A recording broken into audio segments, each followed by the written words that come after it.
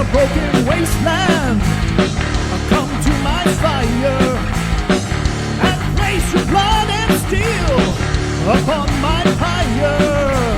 Oh. What's going on, metalheads? Thank you all for tuning in to this week's episode of the Metal Forge. My name is Mark Jackson and I am your host.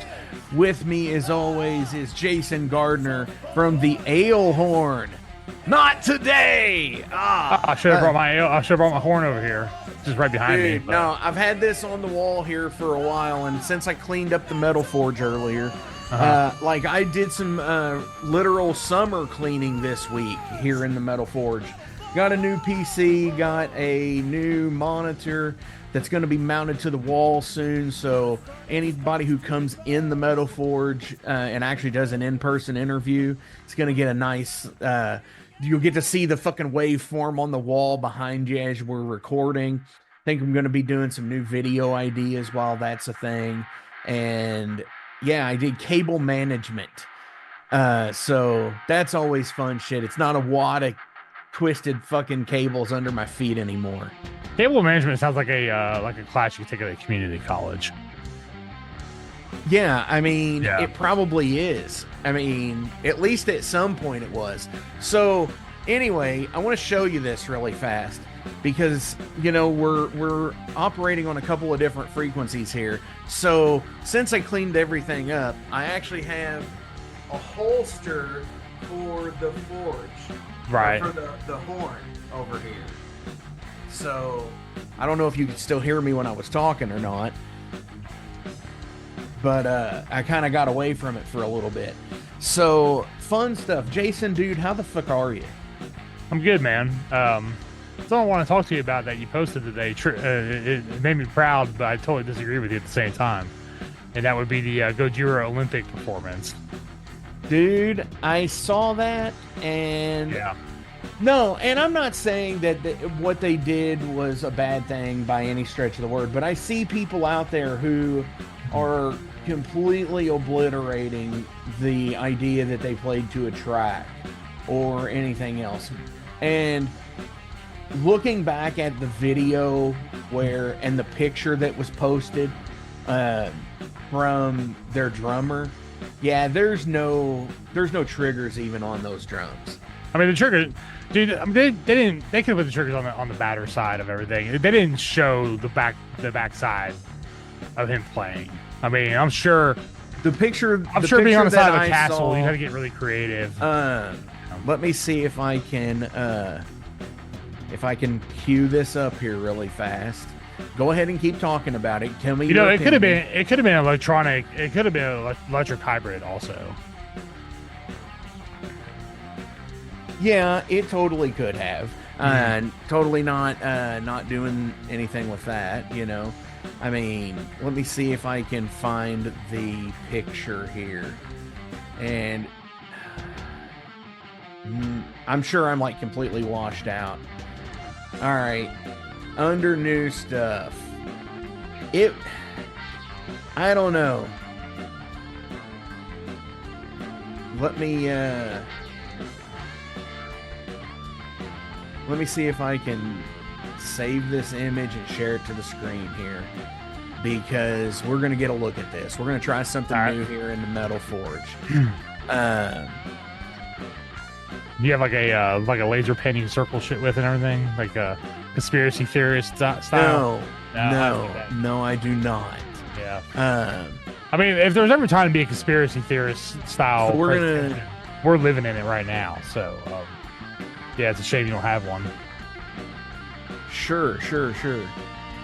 All right, so, okay, here. We're going to share this. All right. Can you see this here? Yes. All right, so this is the picture that I saw taken from the outside of this drum set, or the inside of this drum set. And, like, looking through here, I'm not seeing any kind of microphone or trigger. I mean, this is questionable, but I think this is just refracted light from the symbol here. Yeah. Because as you can see, the Zildjian underneath it's just a reflection. So if it is, but even on the other stuff, there were no real, what the hell is going on here?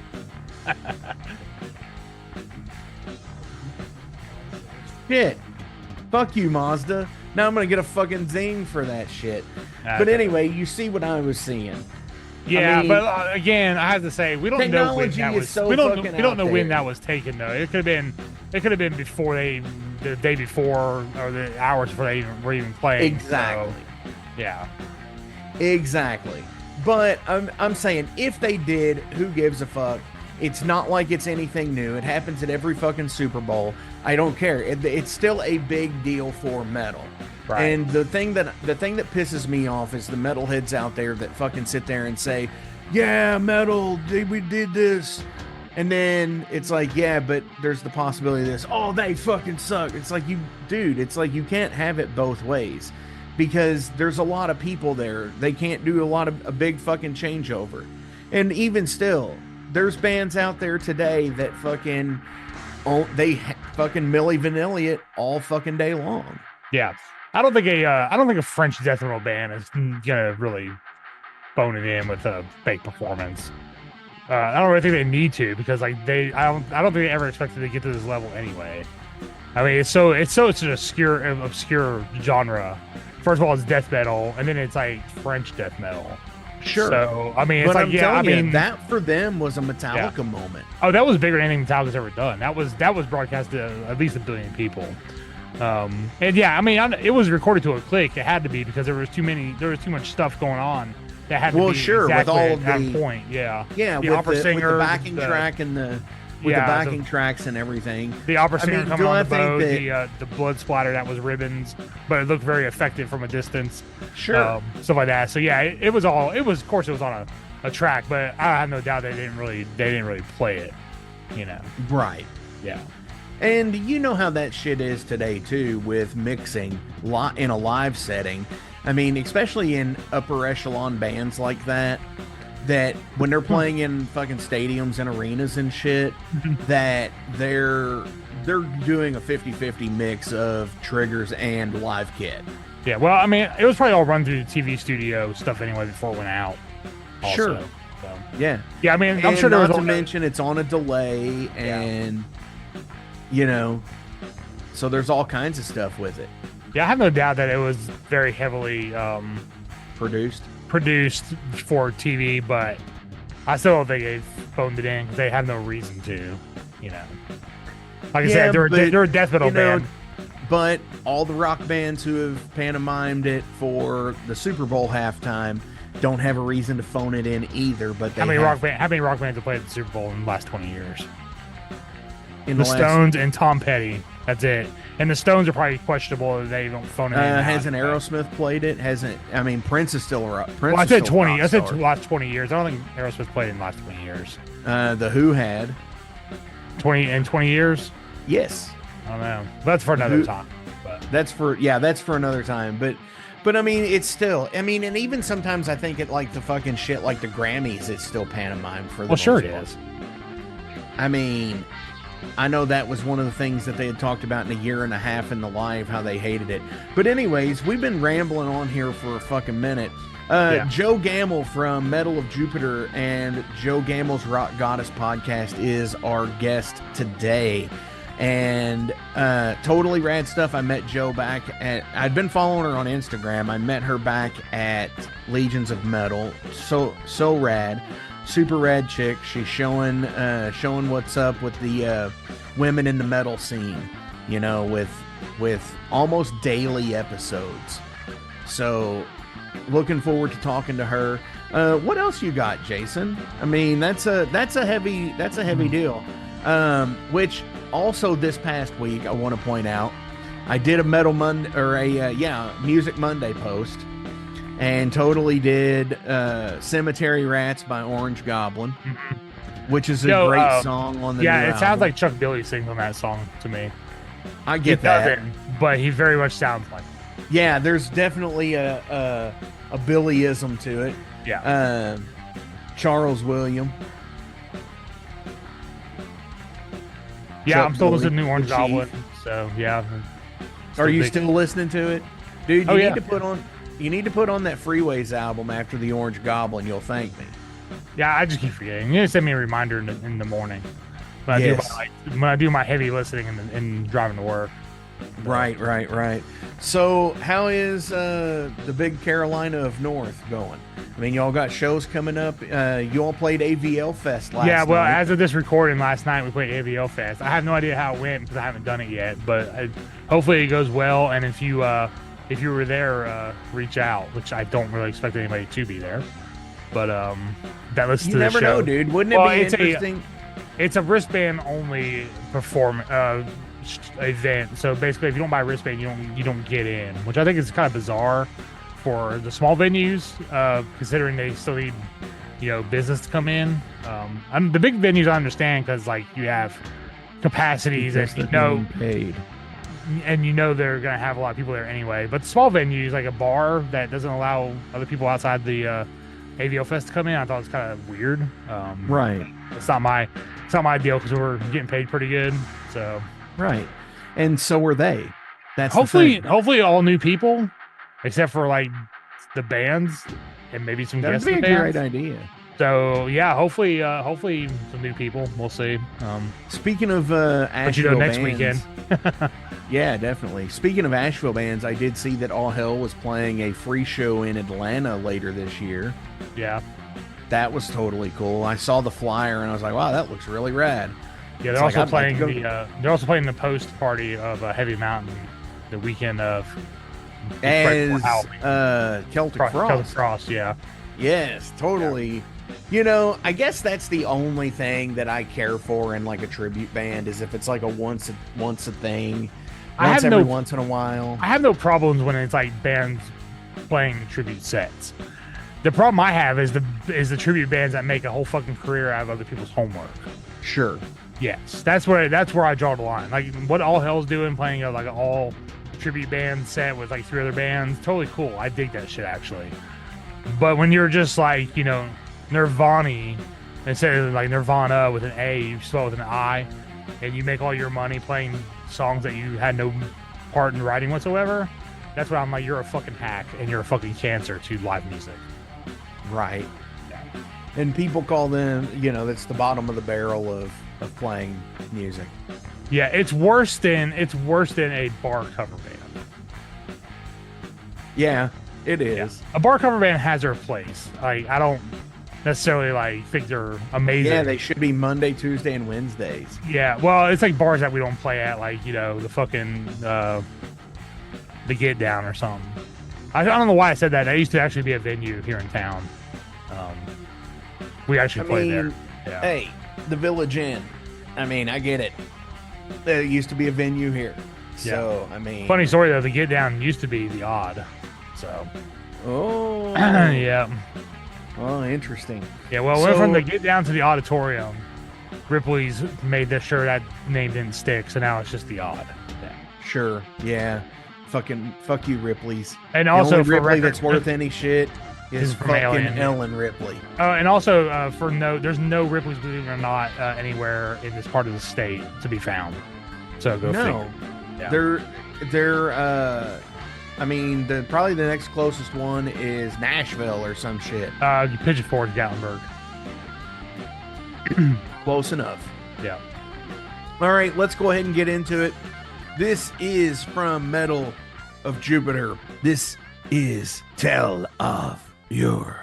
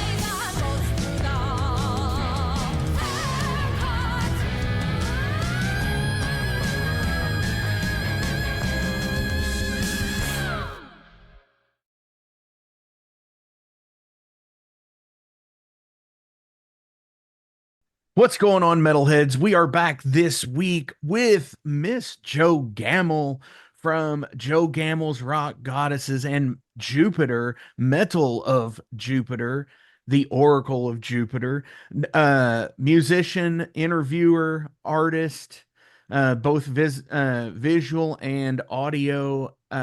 Jo, how are you doing? I'm so good. I'm happy to be Yeah, here. I'm happy hell to yeah. chat with you again after hanging out at Legions of Metal and getting to see you play with your band.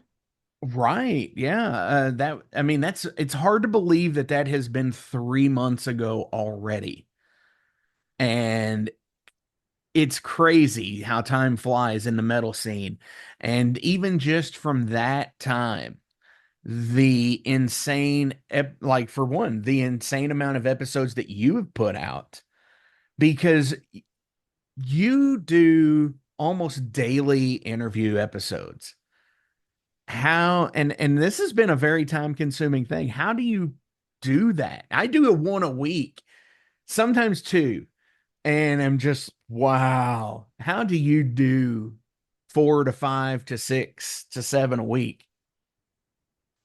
I don't know if I've ever done seven in a week, but still I do a lot. I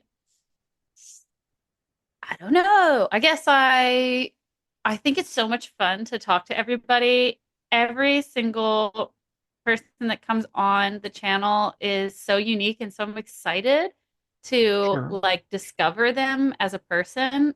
Anybody who's seen the show knows that my questions are like um sort of beyond music. They're also like personal, like what kind of self-care is your favorite, and like how do you keep your spirits up when you bump into challenges. And so it's so much fun that I don't know, it's like a wonderful thing to do every day, or close to Sure. every day. I mean, I still got to go to work, so Right. And I mean, we all have the day job, which is what it is. But yeah, I mean, I've been on the situation where I will go and have like 5 or 6 or 8. Up at one point this year, I think I had 12 weeks scheduled out that was already done. They only needed to be edited. And your show is pretty much, it's got a quick turnaround time, correct?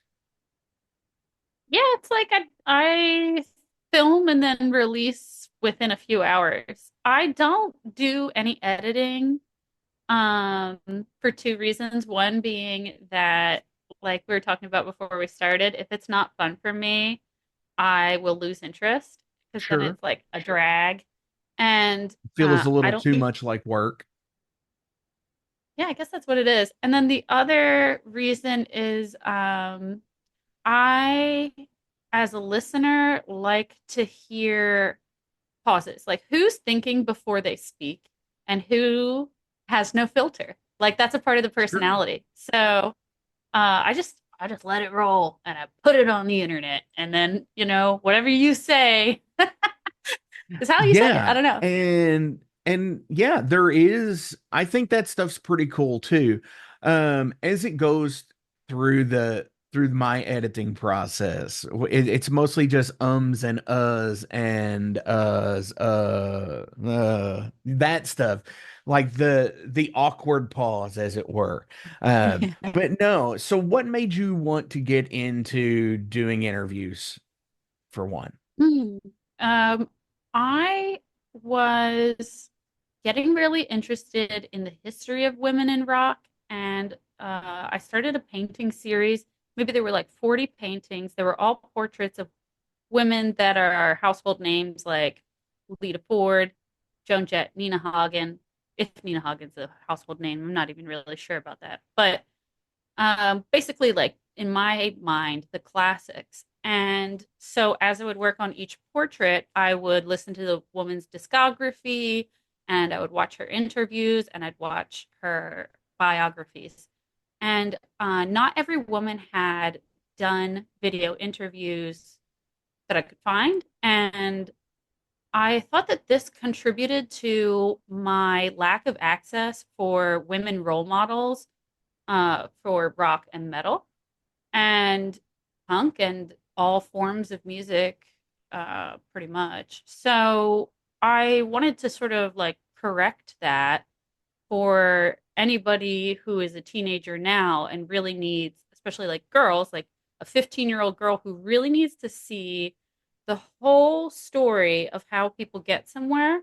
So I focus on underground bands because I want to show everybody how we Right. start. So it's like Kim Kardashian's first job was an underwear model, right? So like everybody's got to start at the bottom. And so I wanted to like capture the moment of the bottom. It's so exciting too to see an interview with somebody when they're first getting started and they're still underground. And maybe you're watching it like 10 years after it came out and like you're like, oh, like I don't know, I have this idea of like a 15-year-old finding my channel in 10 years and being like, oh, Jo Gamel's Rock Goddesses. And then like noticing all of these people on the show that they're like, these people are so huge and look at them here. They're like, oh, this is my first album and like I've never been on Sure. tour before. So I wanted Yeah, to really like capture the newness of the underground, cutting edge. definitely. And I think that's a very noble gesture, and I think I'm the same way about it.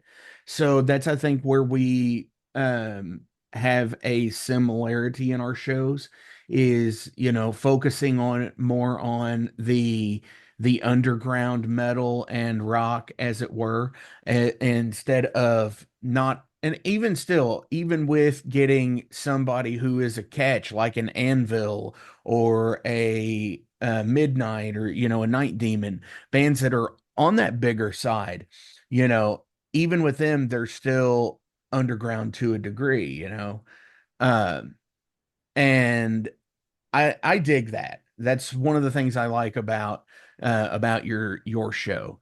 And I also like your show because it is an all-inclusive show as well. Meaning, like, I can watch it and say, I'm a metalhead. I've got long hair. I might be trying some of these like hair products that are recommended, So I mean, no Yeah. shame in that at all, Be if you're the Mhm. metalhead and you've got the hair, you got to take care of it. So Okay. Yeah, that is a good point. I mean, what? I'm not going to do the interview thing. I like what's approach it for keeping your hair in good condition after you just headbanged at a show and you're all sweaty and stuff. Like this is the stuff we need to talk about. I But am so terrible about that.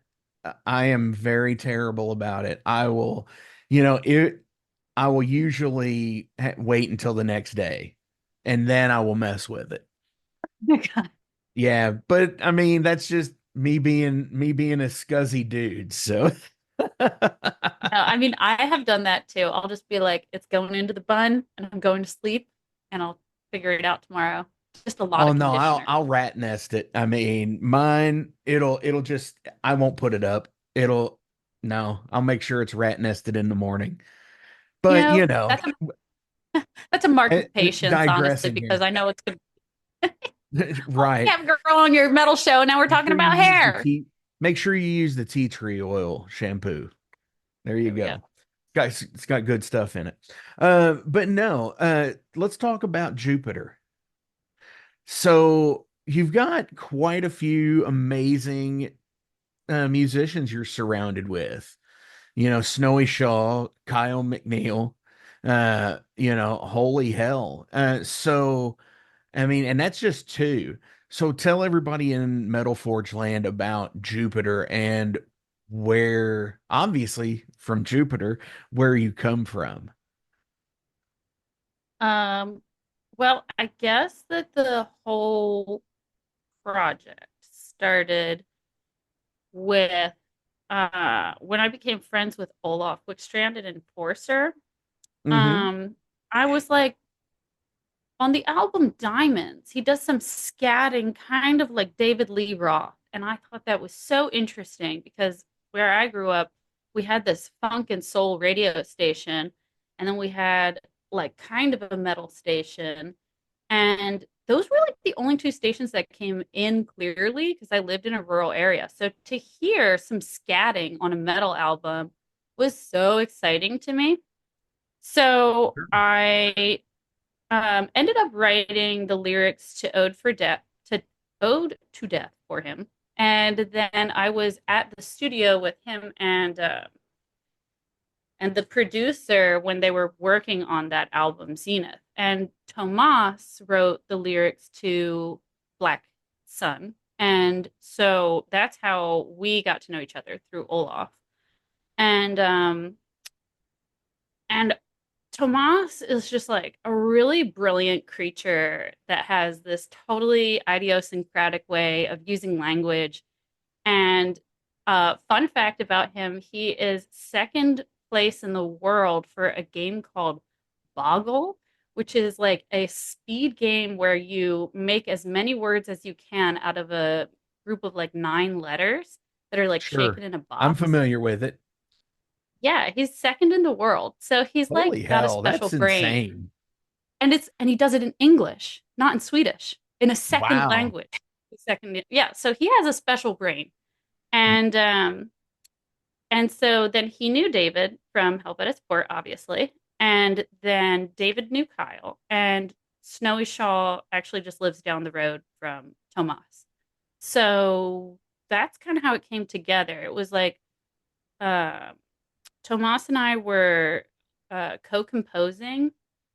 Like he writes the string parts, but the overall song structure is something that I do. So there's like an influence from sort of like outside of metal on the song Right. structure. Um, and then uh, David, super easy. Kyle, super easy. We just send them the tracks. And then Snowy doesn't, he's a little more particular about what he'll work on. So we sent it to him, and he liked the way that I sang. And so that's why he decided to work with us as a group. Hell yeah. That's the story.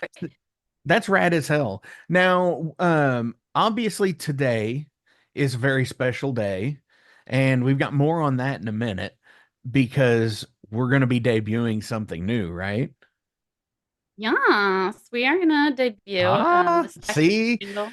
you heard it here first. In a minute, obviously, because we're gonna do the rest of this interview.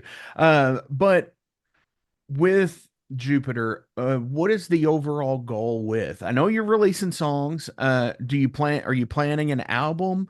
Are you planning shows, possibly small or I don't know, large tour? Who knows? Oh my God. So album, yes, and Olaf wants to produce it. Something that he spoke about and expressed in the past to me was just that once you've like struck um, sort of like a streak, I don't know, with a band, you build an audience that really likes one kind of sound that you made, and then it's really hard to experiment and deviate with that same band going Sure. forward. People don't like it when you introduce a new sound as much as working with a new group and introducing a sound that way.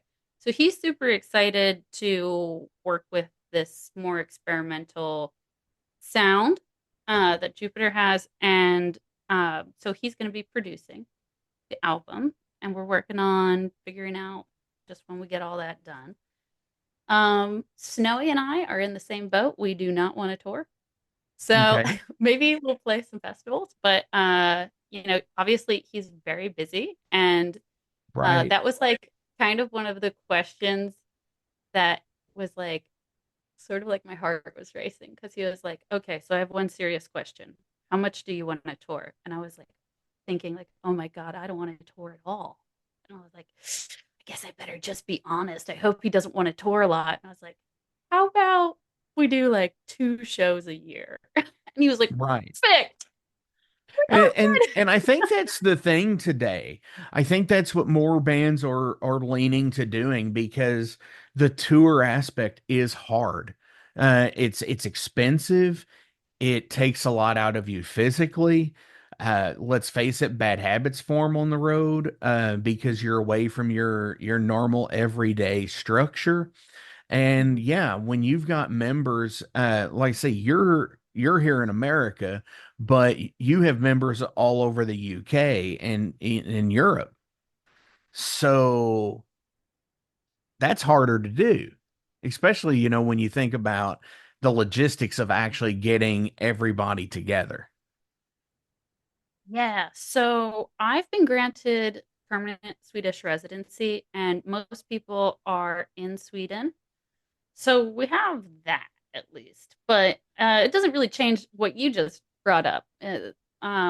People are bored on tour, so they'll start drinking more, those long hours in the van or whatever, bad sleep, bad for your back. You can't hit the gym. All of these things are problems for me, serious problems for me. I don't want to be uncomfortable. So Sure. I And value my health more than I value touring. absolutely, I get that. And yeah, because I'll notice that you go roller skating a lot because Sure do. is that part of your fitness routine as well? Yeah, I love weightlifting and roller skating. I go for like 14-mile roller skate adventures, I guess. And um it really stinks when I can't do that. It's just, exercise is so good for your mental health. I definitely advocate for people to exercise themselves into a good mood. Tomas obviously is also a gym person for sure. Sure. So whenever we are in the same place working on the music together, because I go to Sweden pretty often to work on this stuff, um, we are at the gym so much. I am way more fit when I hang out with Tomas than I am by myself, just because I have like a membership to a gym in Sweden. It's just like, Sure. I don't know. Anyway, really not important. Nice. Yeah. And hey, I mean, if that's your thing, that's your thing, that's what it's supposed to be about, you know, making the life that you want to live. That's I think that's the ultimate out of anything, even out of like rock and metal. It's because it's the way people want to live. And I am totally down with that. So when you say that you would like to do festivals, I mean, have there been any talks already? Have you that you can talk about? Like, are you looking at maybe at something in later 2024 or 2025? No, we're not really talking Like, about that yet. are we gonna get Bob Byrne on the line from Legions of Metal and have him invite Jupiter next year? Oh my God, that's so hard to do with the visas to I get people to know, the and it's gonna US. get worse next year because the visa laws changed for starting in like October. Oh gosh. Yeah. So that's like, yeah. So maybe one day Moose School Rock. That would be a fun one I'd like to do.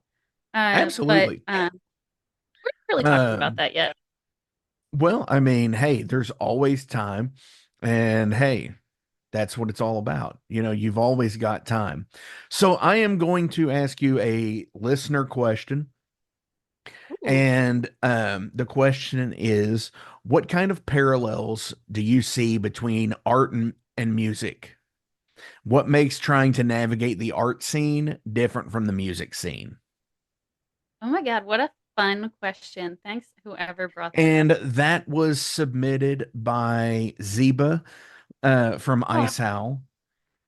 love her I so I much. asked and reached out and said, were there any questions? And those were her questions. So Oh, what are the parallels between the art scene and the music scene? Because as everyone on the video can see behind Joe here, there is so much art.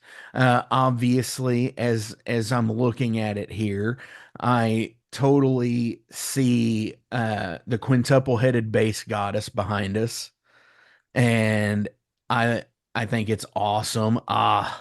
There it is. So yeah, we'll talk about that in a second as well. But please, how would you answer that? I think about this a lot. So, whether you're a visual artist or a writer or a musician, artists break conventions and introduce new ideas. And sometimes that's shocking for cultures, groups, scenes, and sometimes it's even annoying. Like Nina Hagen is very annoying for some people, Kate Bush is very annoying for some people. I am very annoying for some people. But those are the Understandable. truly those are the truly unique ideas, and they are like usually not tied to commercial success. And I believe that you should never try to tie your art to commercial success. Sometimes it happens anyway. But once you do, get pigeonholed. If you're an artist and you're working in a gallery and you produce, this is like real life arts world stuff. If you produce a painting, let's just say you painted like a star and a banana together, and that sold and it was like the best selling painting, the gallery will say to you while you're on their contract, sort of like a record label, we liked that. More bananas and stars. Okay. So now you send them five and they're like, more, and then 10. And then they put on a show and it's all bananas and stars. And it all sells and it sells for a lot of money. Great. Awesome. Now the gallery says, you're still on our contract. More bananas and stars. And then you're sending them 20 bananas and stars and they're all selling great. And you're like, I don't want to paint bananas and stars all the time. Sure. And so the same thing can happen in music, like I was just saying, with Enforcer, it's like you end up creating a sort of a trend or a convention that is hard to work outside of. But in art, it's really normal, fine art, I mean, it's really normal for artists to have bodies of work. So, like, all by rock goddess portraits are really different from some things that I'll do afterwards. Or I did like earlier in my career, I did a series of still lifes that was very popular and fun. And then I was like, I don't want to do that right now. I want to work on something else. So there's a lot of parallels. But you also And do art too that is different as well. Like you make casting art.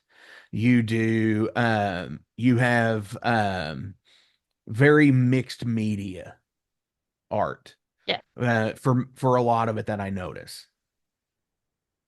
yeah, I love mixed media art. I love folk art. I love things that are like quirky and um just like very original. And actually Star Driver, who did our logo and also is a musician and a great artist and does lots of amazing logos and art, said after we released the single that the music is exactly what the art would sound like to her, and that she has said, heard from other people that for her, they have said the same thing, that her art and her music like have the same vibration.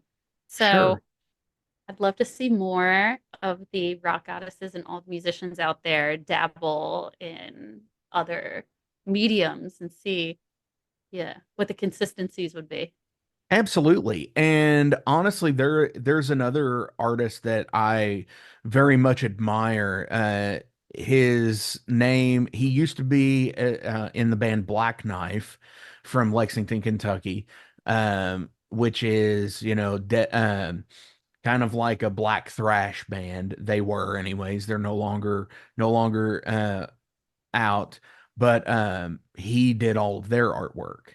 And it again, it matches because he's writing the songs, it matches the band to a T. And his black metal one man show, Glass Coffin, is definitely, it's the same thing. The artwork that he does for that, prime.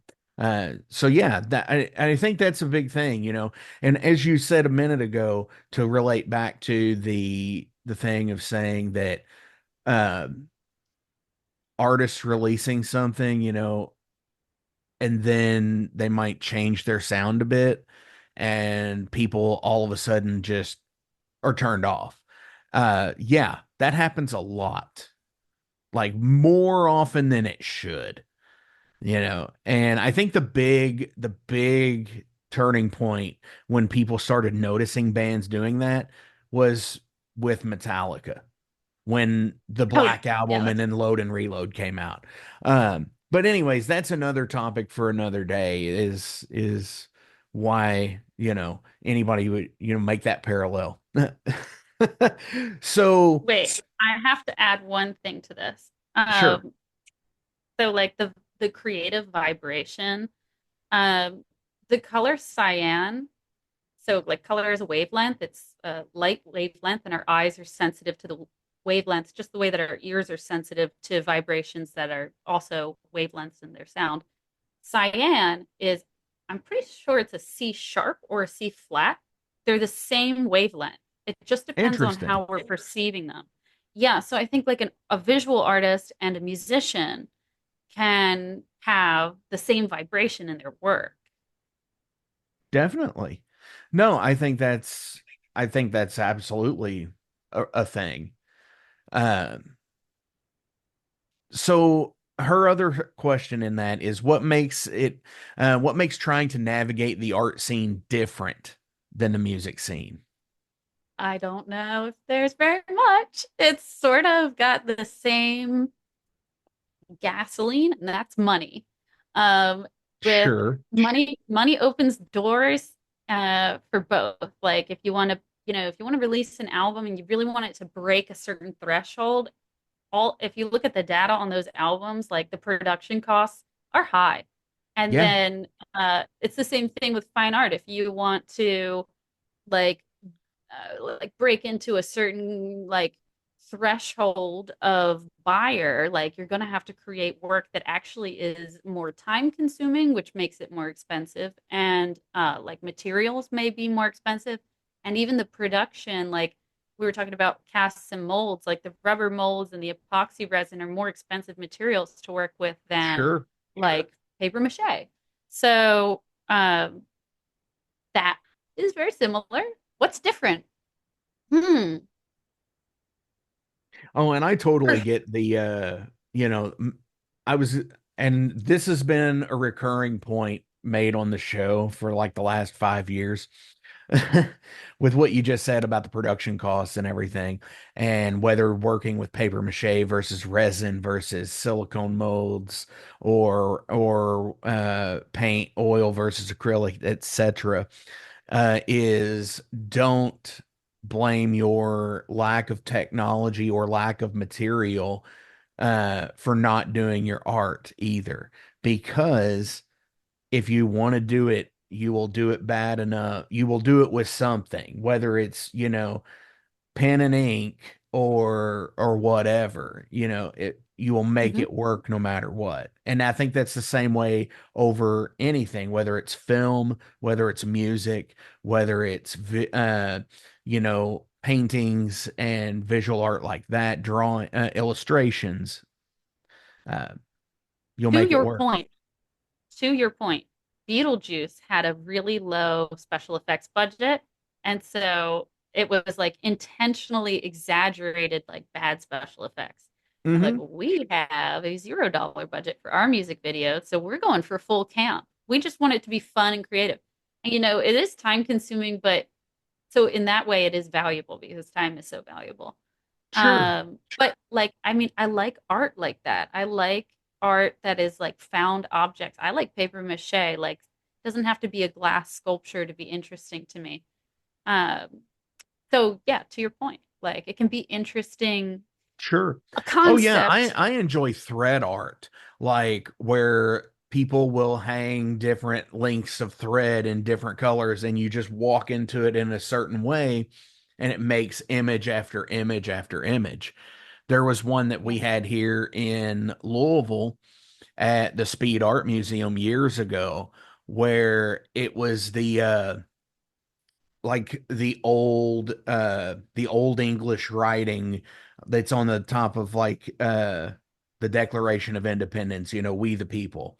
And it was written Mhm. like that, but it was with thread that was What? suspended from the ceiling. So it's like, Love it. holy hell, how can it's like I don't have that third eye to do that. Not Hmm. like that Maybe, anyways. yeah, maybe that's kind of like being able to see, like envision art in your third eye or hear a song in your head somehow when you're writing, be a Sure. relationship. And maybe that's what it is for me is, Yeah. hearing a riff or something. So, Hmm. and I'm cool with that. And because everybody's different and everybody has their own thing. Yes. Um, hmm.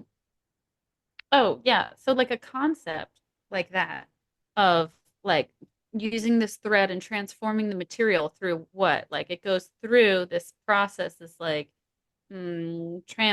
transmutation to become this Sure. other thing. And when it gets like complicated enough, or it absorbs enough of like energy, like time, like literally the energy of somebody transforming the material, it becomes this new thing, and that's like the creative birth. But I think that like a concept, like conceptual art, is just as valuable as like a laboriously detailed, like beaded tapestry, where it's like the energy, the transmutation energy, just takes place in the mind, and then the product, like it's like the idea is it still like holds energy, it still holds time.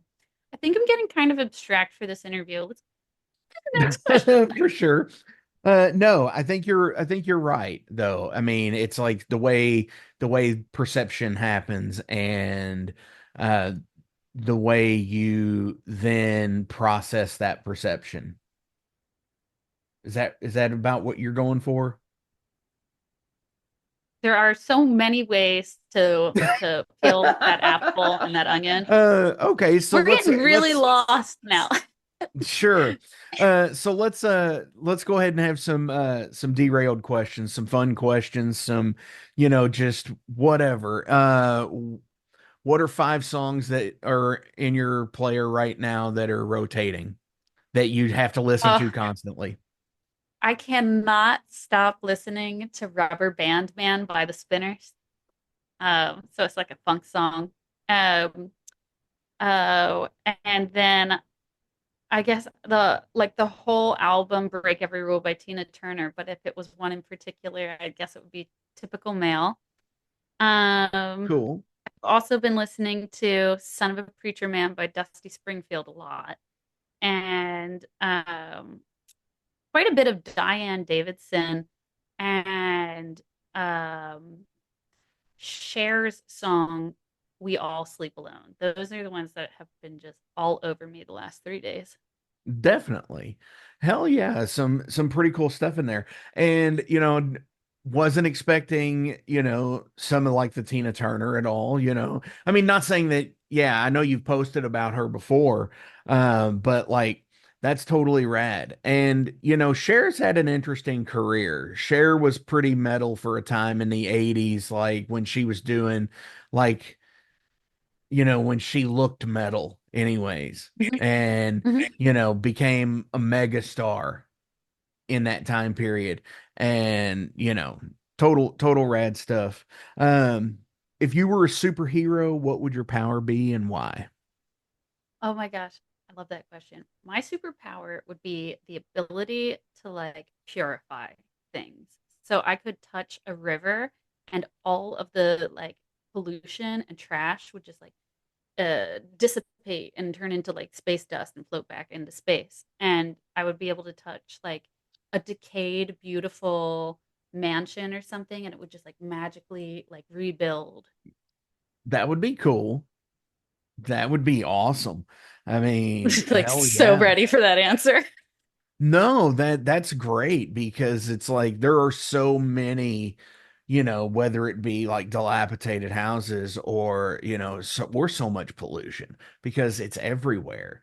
It's not just an American thing, it's an everywhere thing. I mean, granted, we're, probably worse in certain places in this country than a lot of other places, but it's everywhere. So yeah, that's a very noble superpower uh that you're I think that lets on your character that you're thinking of Mother Earth first and everyone else first too than yourself, which is totally rad. But what if there's like selfish parts to it? Like I would totally return all the streets of Philadelphia to cobblestone. Everybody else would hate that, but I think it would be gorgeous.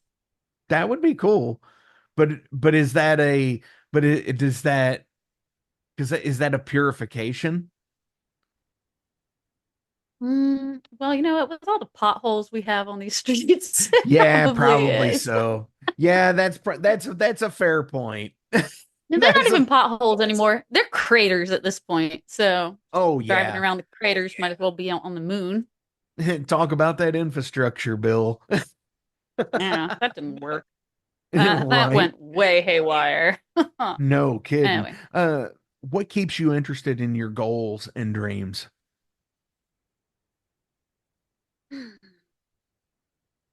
Boredom. I get so bored. I absolutely have to have something to work on all the time. Sure. Yeah, judging from being a follower of yours, uh, you are always active. You are always, I don't necessarily want to call it the hustle, but like you are always going. And, that is pretty cool to watch somebody like you just be like, all right, I'm gonna go roller skate. Here's about 12 here's about 12 stories while I'm doing this. And, hey, decided to get ice cream, which is totally cool, and it is infectious, and that's awesome. I mean, Oh, I'm so happy hopefully to your hear that. followers notice that like I have. But yeah, I think yeah, that's awesome. I feel so lucky every time one of the girls from the show tells me that being on the show has reinvigorated their commitment to their art. Like, that is just, oh, that's like the best feeling ever. It's like, I don't know. It's just such a surprising secondary reward um, for like Well, just trying to capture the stories and create like a time capsule. Like, it's only 2024 this year and then it's gone. And so it's like, yeah. I, I'm so proud and grateful that the show can make the girls want to create. Oh, for sure. And, I am glad that there is a show that focuses on women in rock and metal and don't bring it out as the ridiculous alliterative title that people use as a selling point. No pun and, whatever. And I hate that shit because, you you have just as much a place rocking in the front of a fucking band that anybody else does. And you know the women that you've had on the show are fortunate to have had such a platform to be able to get it off their get it out. And you know what I'm saying? Does that make sense? And yeah, I think that's the big pressing point of, having you on was watching your show and saying, Joe's doing something that's amazing for the scene in general, not just women, but you know, even men that watch your show. I know there's men that watch your show as well. Oh yeah. And it's, because hey, again, it is informative and it is these people that, so many people admire. Whether it be somebody like a Deb Levine from Lady Beast or um uh Amy from Solicitor or, I don't know, Stacy from Savage Master, anybody, Erica from Sanhedrin, the list could go on and on and on. And granted, they, a lot of the times they've been here too. And it's just like I enjoy having so many people on the show. And I can tell that's what you like as well. So, and it is a Yeah, snapshot. right. And Yeah. which you did recently put out a playlist, correct? That Oh has yeah. bands from your show, which Oh, that'll be okay. linked below. So Uh, many of the people on that playlist are people I've had on the show. I'd love to have everybody from the playlist on. You're thinking of the new wave of traditional heavy metal girls playlist, which is actually broader than the name suggests. okay, And because it's also like punk and rock and goth and all sorts of things. Um, but I started it because I was like, I know about all of these bands, but I'm not seeing them being platformed as much as I would like to. So let me make this playlist and I'll just let everybody know that they're on it and they can share it with each other.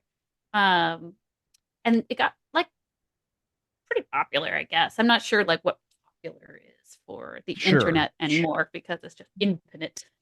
Yes, it's not like it used to be the likes on the Facebook page. You remember those days where it's like Yeah. our band has 5,000 likes. We're somebody. And Yeah. Now now that's nobody just like that knows doesn't anymore. mean shit. Yeah, nobody cares. It's all follows now. Um, so before we get on with some more derailed questions, I do want to ask one other thing regarding the Jo Gamel's Rock Goddesses, sorry, podcast. Um, is so is there any, I mean, obviously you're releasing a lot of episodes, and so are you, how, I mean, are you gonna like go on and on and on? Is that what your current goal is? Yes, so I don't know. I'm just gonna keep going. Hell yeah. I've That's got what I want no. to hear. Yeah, just Yeah. talk to everybody. That's what Oh matters, yeah.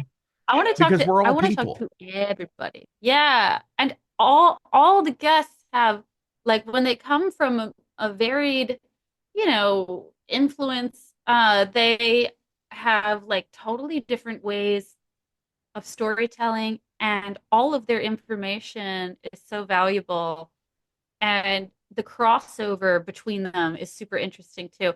And I usually try to grab my guests on Instagram and drop them into group chats. So I have like the British Isles rock goddesses, for example. And when I know a band is about to go on tour in the UK, then I'll put them in the group chat and I'll say, hey, Oh, so and so is sweet. about to like go on tour, and like all of you should try to be the opening acts in your town for this band. And so I have seen bands pick up more girls. Like Savage Masters tour is full of female fronted bands, and the same thing for Burning Witches. And True. And yeah, honestly, when Ice Howl is playing in Indianapolis next at the end of August, that's it's three-quarters of a show with women vocalists, because it's so amazing. it will be Ice Howl, Idol Throne from Hammond, Indiana, then it will be Bloodstar, and then Sanhedrin. So yeah, I totally get that. And such a rad deal to have that kind of a show. I like that. That is so exciting. So sexy, honestly. Well, yeah. And all three women that are singing that night are top fucking notch. For sure. Madeline, Erica, and Zeba. Uh They really are. They really th- are. All three of them are so, so talented. oh, for sure. For sure. So we, as artists, we always have those days. Okay, where we get inside our heads, where we just feel like laying on the couch, and it's like the proverbial rainy day, even when it's sunny and 95 out, it could be there. How do you cope? Oh man, there's so many ways to cope. Is it like I'm resisting it or I'm leaning into it? So I guess if I'm leaning in and it's like, okay, if I'm gonna be sad, I'm gonna be French girl sad. I'm getting in the bubble bath. I'm listening to like Celine Dion. I'm gonna complain to my sister in a voice note for like an hour and a half. And then uh no, it's just like you take it to an extreme and it becomes so funny that then you're like, all Sure. right, I'm over it. Well, Or that's are you great. like, or you can resist it, and it can be like resisting it is like thinking, for me, it's like thinking of role models, which is again a really important part of the Rock Goddess video series.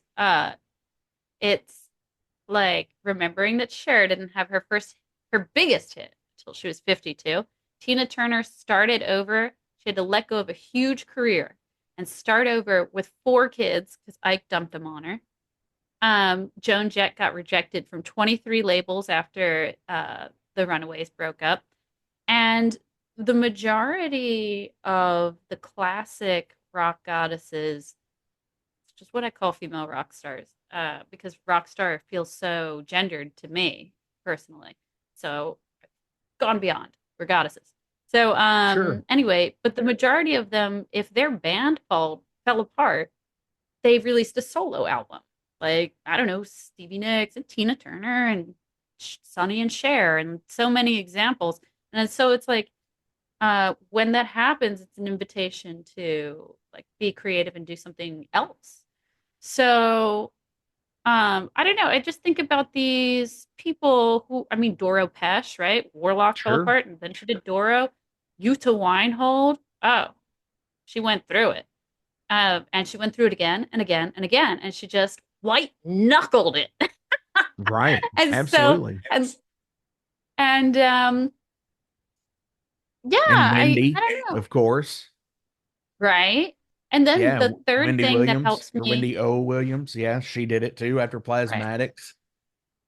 Yeah, it's so funny that we always have to differentiate that. Um, then the third option, if I'm not choosing resist or lean in, would be that I have two parrots that scream at me until I get up. So That yeah, getting up. you have shared them on the reels before, so totally rad.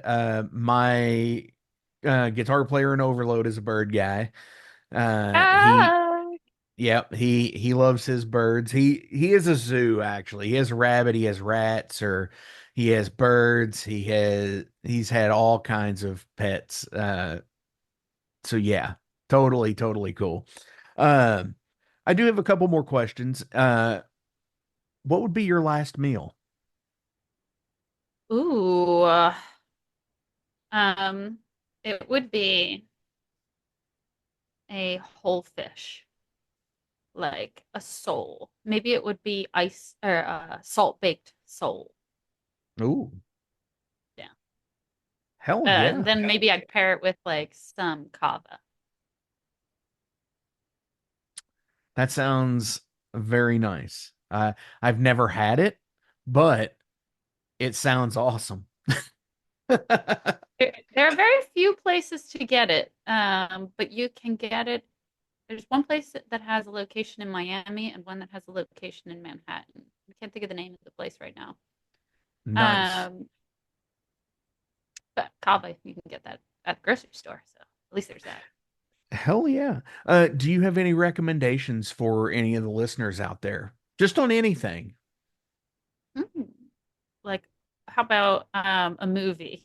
So Sure. uh, If you, yeah, recommend a you should movie. read, or I mean, watch Ninth Heart if you can find it. It's a Czech film, Eastern European horror, magic horror, Yeah. fantasy, which is really funny because The Onion just like released like a funny little meme that was like, odd, my encyclopedia, my knowledge of Eastern European horror fantasy isn't attracting women. And I was like, I feel targeted. And then in the caption, it was like, is it so much to ask for a woman to wear a choker to a formal event? And I had like just worn this like garnet crucifix choker to the opening of my show at the European Museum of Modern Art. And I was like, I feel very targeted. It's like Um, somebody was paying attention. are they So, watching me? Um, right, exactly. I for yeah for a while I also kind of wondered if Miley Cyrus, the stylist, was watching me. Then Ooh. another recommendation I for totally think something. that's a thing that happens, by the way. Yeah, why wouldn't it be like? Yeah, of course they're looking Yeah. at people. Soon, as you can see here, somebody's gonna put a jawbone on their microphone like I did. Oh, No, because I seriously think that's a thing that happens. Um, you know, you get these weird followers on Instagram and Facebook that you've never seen or anything, and they never interact with anybody. Yeah, they're watching people. That's oh my yeah. conspiracy theorist out there. No, I don't think that's a conspiracy. That's real. But another recommendation, something to read, Poland by James Michener. Okay. Fictional history. Yeah, really, really fun. Is it like you say it's fictional history, but is it is it like edutainment as it's called, where it's like you're taking a real instance of history, but you're writing a story within it? Like, say Yeah, for kind of. example, Titanic, the movie, is what they call edutainment. It's because it's a real thing that happened, but they interjected this story in there. Yeah, I would say that all of James Michener's writing is kind of like that. He wrote Tales of the South Pacific, he wrote Space, he wrote Centennial, and he's like kind of one of my favorite authors because he um, really studies the history of whatever I mean, and sometimes it's not history, such as space, but he studies it in great detail. And then he creates fictional characters that carry the plot over a timeline, but at the same time, the timeline is actually like factual information, Sure. but it's like sort of like dramatized. Yeah. And it's just fascinating and exciting. And then, like, as you read it, you're sort of like, oh, is this part real or is this part fantasy? And then you end up, digging You around got to look yourself. at, well, what was back in the day, Cliff's Notes, yeah, to find out the inner workings of how somebody wrote the scene. So now it's all Wikipedia. Yeah. Yeah. Yeah, absolutely. That's great. But I have oh, well, no, I do have one more question other than that as well. Um, who would be a dream interview? Oh, alive or Because dead? you're focused on the underground, Yeah. and say an opportunity came up, and who Ooh. would be a dream interview? Oh God, talking to Nina Hagen would probably be just so interesting. Have you ever thought about Or, reaching or out? Kate Bush or Nina Hagen. You know who I did reach out to? Jenny Who? Darren. Yeah, Who? Jenny Darren. Jenny Darren, before Nico McBrain joined Iron Maiden, he did an album with Jenny Darren, and Sure. she sings like a little bit like Tina Turner, I guess. She released the song Heartbreaker, later covered by Pat Benatar first. And her version is way heavier. Right. She was a British singer still influenced by the black roots of American rock. And um yeah, so I reached and then she went on like Britain's Got Talent or something and had this like sort of like revival of interest in her. That kind of like I don't know what happened after that, but she's one of my favorite singers and I did reach out to her, but I don't know if it ever made it, like did it go in the Sure. stand? I found Maybe I found her Instagram. I can't really remember. I wasn't able to get a hold of her, but that one would be cool too. But I do think that Nina Hagen, yeah, you're right. I should reach out to Nina Hagen. There Imagine you talking to go. Nina Hagen. That would be so Hey, fun. you never know until you fire that email, I guess. Write that down. Hell yeah. Email Nina So Hagen. she's on her cell phone right now looking her up. It's like, Probably watching can the I find an show. email?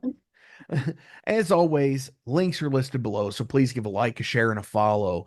Go buy merch because they have the awesomest merch out there, the comfiest merch, I think it says on the store.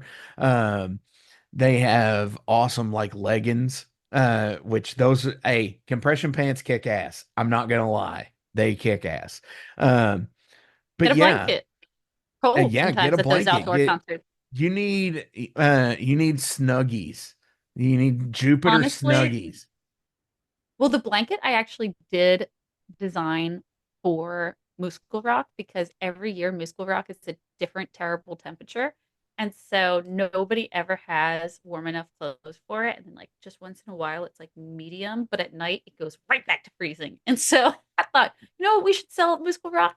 Blankets. Now That's a great everybody knows idea. my idea. No, everybody knows my idea now, and everybody's gonna have blankets at Musical Rock next year. Well, I mean, hey, Better for but everyone. yeah, not everybody does, and it's the thing of, hey, just because somebody's logo t-shirt doesn't sell doesn't mean that somebody else's logo t-shirt won't. So, I mean, because it's all a taste, and you all do have a great logo. I do like that. Um, it's it's totally 80s awesomeness mixed with the 70s, like with the Technicolor look. I love it. But as I was saying, go buy merch, do all the stuff, go like, share, and subscribe, and all of that to not only Jupiter, but Jo Gamel's Rock Goddesses podcast on YouTube and all of that jazz. Do you have anything else you would like to shout out or promote today?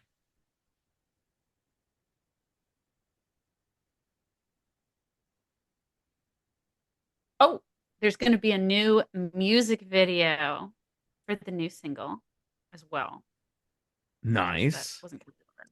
And we decided to dial up the strangeness and the campiness because the response to the first one was like, people were like, was, I don't know, sort of shocking. And I was like, oh, neat. Let's do that more. Hell yeah. No, I mean, hey, uh, so in the movie Airheads, and I love that film.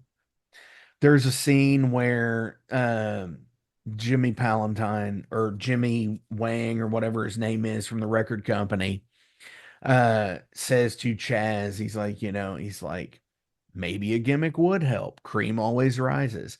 And because it is very much a thing, and everybody has their thing. There's no two bands that are the same. Even if you have say a tribute band for this one here, that one there, Mm, they're mm. not the same. And they could play the parts the same, but they play differently.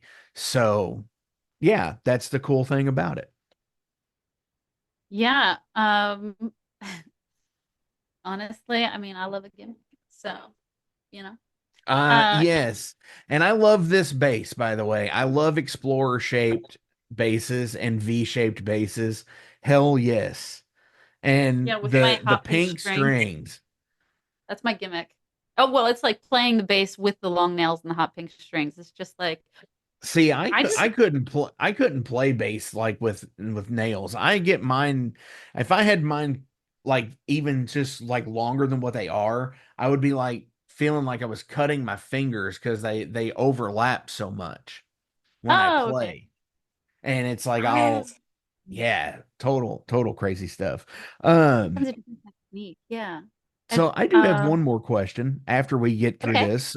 Um, what do you think existence was before the Big Bang? Oh my God. Okay. Preface. I got into this conversation with Hansi Kirsch once about like whether or not he believed in God and like what we thought like about this question. Sure. And so what do I think was before the Big Bang? The same exact thing that's here, just a bunch of dust collected and perceived differently. So it was like I think all of this matter was already here. It was just a matter of like the perception of it. And I mean, maybe there Sure. was no perception. So maybe the Big Bang is just the dawn of perception. Sure. Like that. Absolutely. I think it was a different uh situation. I think it was something that was there, but it's something that's not now, and we're here now. So and my reason for thinking that is like other civilizations and everything else. What's so wild is going into the subway in New York and getting, finding the openings to the old subway system, and they're even farther down than the current subway systems, which is wild to me because, I saw in a video where somebody walked down 10 flights of stairs to a subway platform. That's 100 feet underground. That's insanity. And so Yeah. yeah, maybe that's what life was before the Big Bang is we uh we had subways that were even lower than where we are now. Actually, in St. Petersburg, Russia, they're a mile underground. I was Yeah. very surprised. surprised when I got inside of that and just kept going. Yeah, absolutely.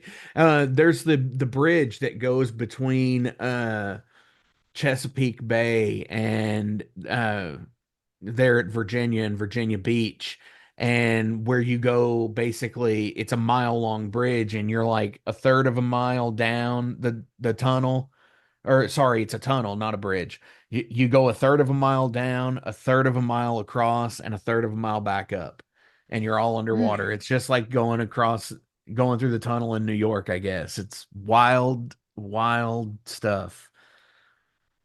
This is so funny. I have listened to a couple of your episodes and I'm like, how are you going to edit this to sound like we're talking about music Oh after all these no, things? no. See, that's the thing with the Metal Forge is the Metal Forge is not just about music, it's about heavy culture and heavy life, alternative life.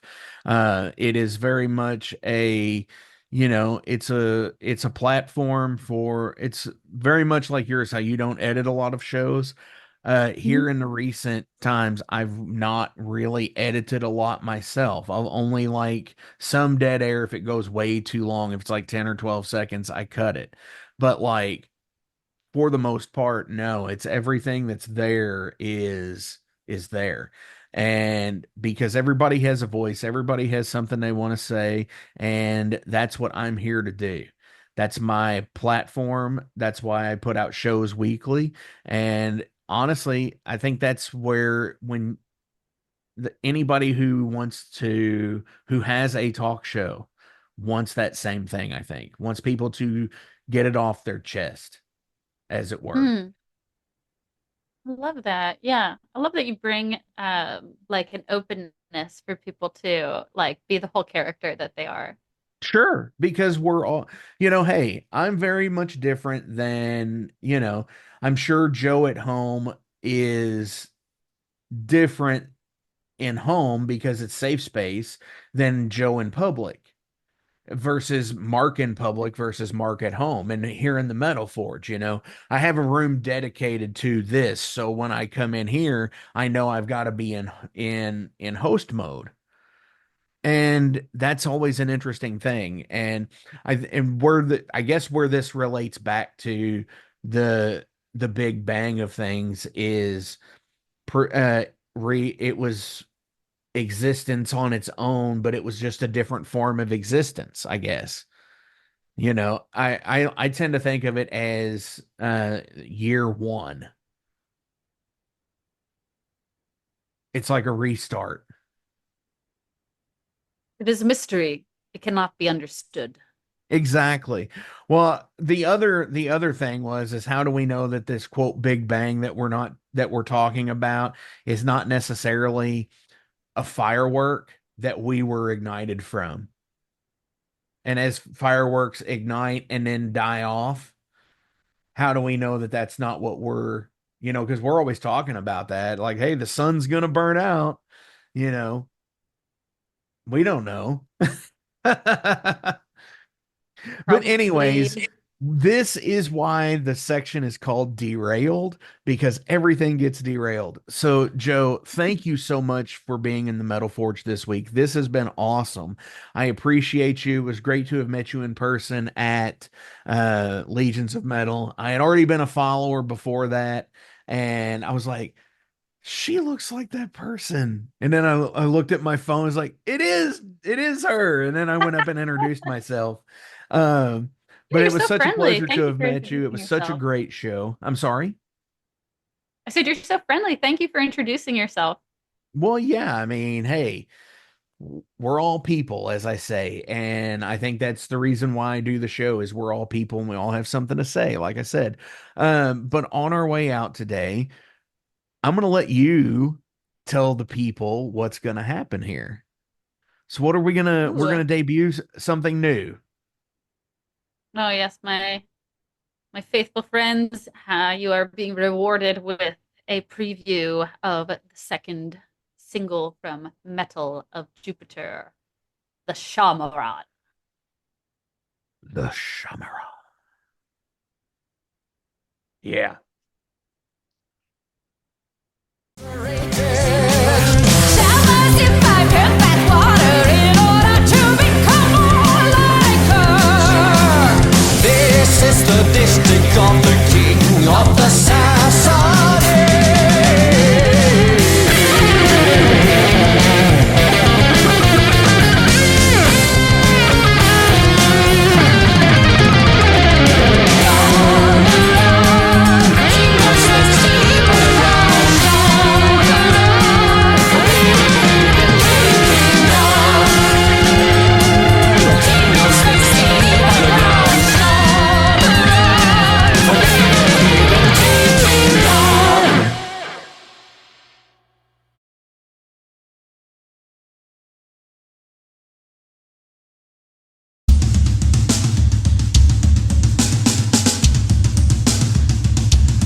45 years in keeping Louisville weird, Electric Ladyland has been there for all your eccentricities.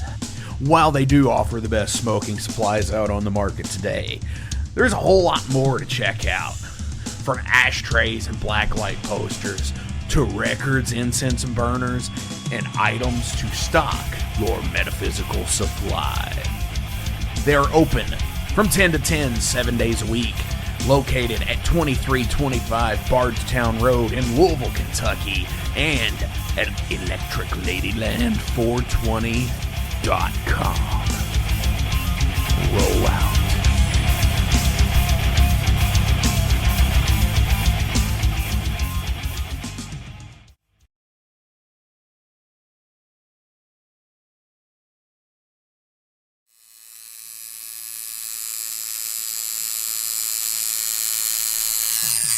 Hey metalheads, you like tattoos? Of course you do.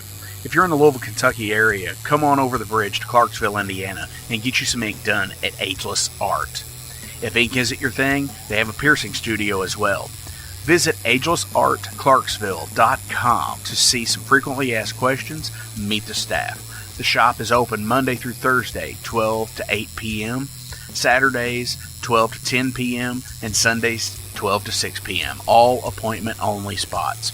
You can set up your appointments by phone at 812-283-1793 or email agelessarttattoondpiercing@gmail.com and someone will get you set up for your first or your next tattoo or piercing.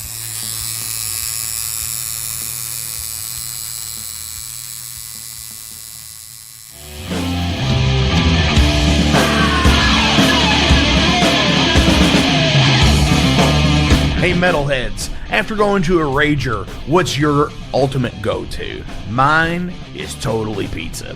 So when Overload is playing, or I'm promoting the Metal Forge live showcases, or the big goddamn metal show, I go to Pizza Donisi. Pizza Donisi is gourmet artisan pizza from right here in Louisville, Kentucky. It features things like the pizza of the month, the sandwiches, and also vegetarian and vegan options, which is so totally fucking cool for all of it's awesome pizza. You definitely want to go. Hey, and also from time to time they do cannolis. Oh, so fucking good. You know what they said, man? Leave the gun, take the cannoli. Yeah, just like that in Godfather. They're located right next to the Mag Bar at 1396 South 2nd Street. So either stop in or call in at 502-213-0488. They're open till midnight. The witching hour.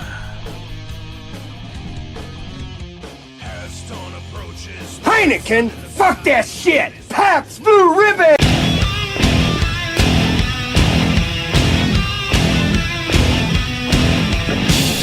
Hey metalheads, you all hear me talk about Mag Bar all the time. It is the home to the Metal Forge live showcases and is an integral stop in the ultimate underground metal tour schedule. They obviously feature live music, but the Mag Bar also has daily specials like Pint and Slice Night on Tuesdays with Pizza Donisi. But they also do Bring Your Own Vinyl on Thursdays with DJ Kent Jackson, and Finer Things Sundays. Located right next to Pizza Donisi at 1398 South 2nd Street, open 3 p.m. to 4 a.m. 7 days a week. Get your asses out to the Mag Bar. Rock out.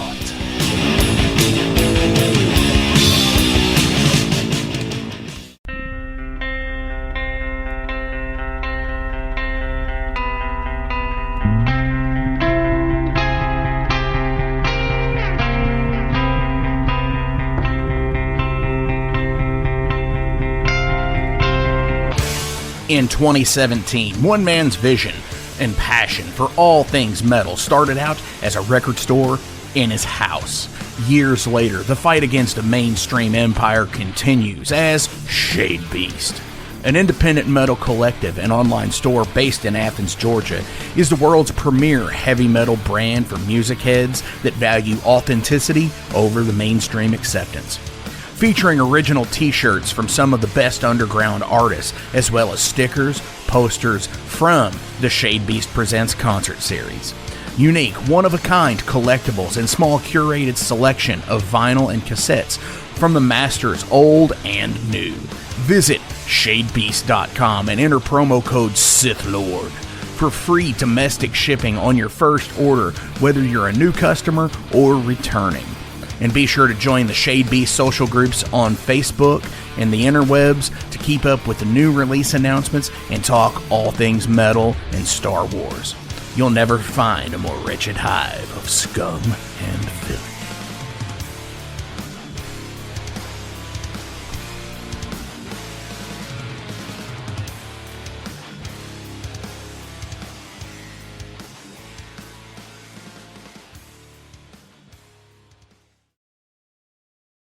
Welcome to the night.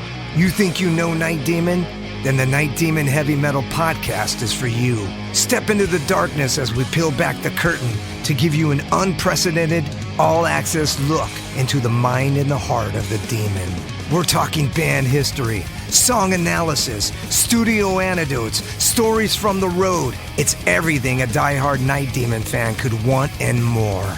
This is the only place to learn the inside scoop, the deep dive trivia, the untold tales from the band members themselves and those closest to the Night Demon story. Need more? The Sacred Night Demon Crypt will be pried open to reveal demo recordings that have never before seen the light of day, all with in-depth commentary by the band and the people who were there for the writing and recording process. This is a gold mine, a treasure trove of all things Night Demon. Head over to nightdemon.net or wherever you listen to podcasts.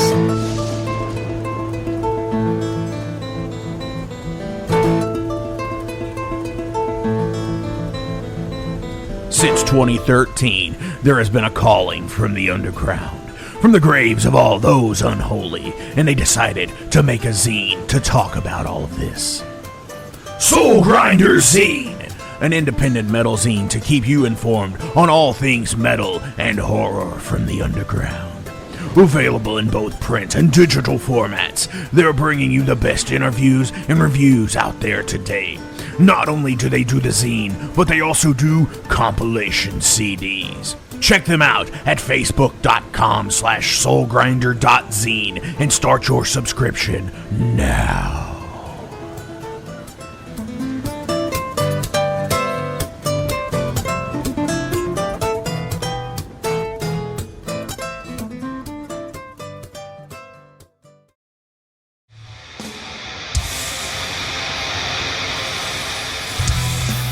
Hey everybody, let me tell you about the new sponsor to the Metal Forge, Unchained Tapes. They're an independent Pennsylvania tape label. They focus on extreme metal and punk with a killer approach to the tape scene. Visit their web store at unchainedtapes.bigcartel.com now to get your fill of tapes. And for being a Metal Forge listener, enter the code METALFORGE10 at checkout to get a 10% discount on your total purchase. That's unchainedtapes.bigcartel.com.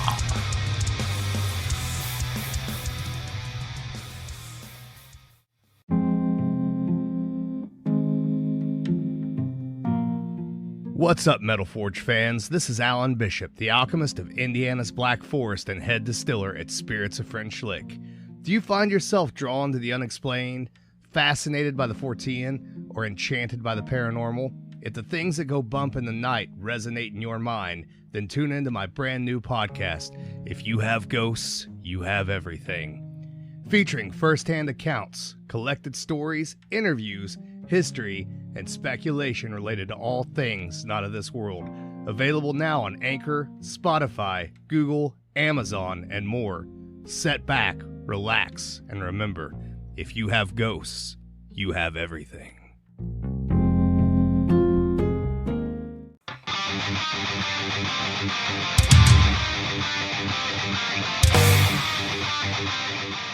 Hey, let me tell you guys about Mercenary Press. They're an independent London label and distributor of all things metal. Mercenary Press delivers the goods from their own independent zine. Trust me, you're going to want to get in on that. To distributing various bands from all over the world, including Cramp from Spain and Sadistic Force from Texas. Visit mercenarypress.bigcartel.com to find out what all they have in stock and what you can order. And for Metal Forge listeners, enter code METALFORGE10 to receive a discount on your total purchase at mercenarypress.bigcartel.com. Check it out now.